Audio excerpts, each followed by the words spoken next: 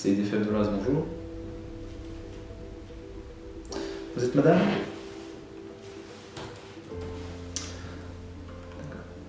Donc vous appelez pour une prise de rendez-vous, c'est ça? Attendez.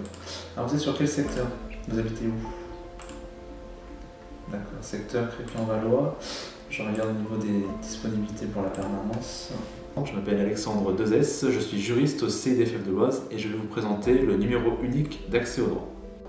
Le numéro unique d'accès au droit permet aux personnes d'appeler directement un juriste, donc soit moi, soit ma collègue, pour poser soit directement la question, soit planifier un rendez-vous selon les situations évoquées.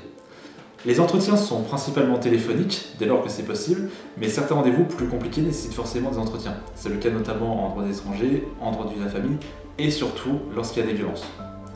À partir du moment où il y a des violences dans le couple, on cherche toujours à mettre en place des entretiens en présentiel.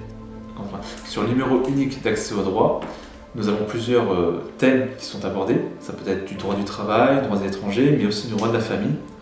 Les questions en droit de la famille tournent souvent autour de la garde des enfants, des pensions alimentaires, mais aussi d'un contexte de séparation.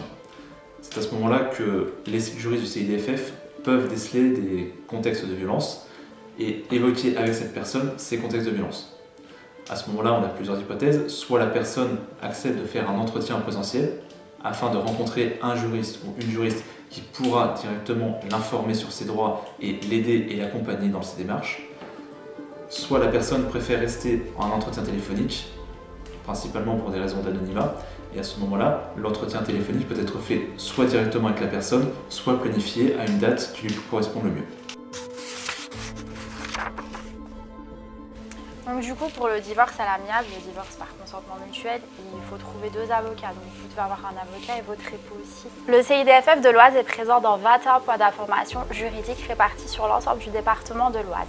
Nous avons récemment créé 5 nouvelles permanences juridiques en ruralité afin de répondre à cette problématique liée à la mobilité des femmes. Lorsque nous réalisons un entretien individuel et que l'on constate qu'il y a des violences, nous réorientons vers notre collègue psychologue.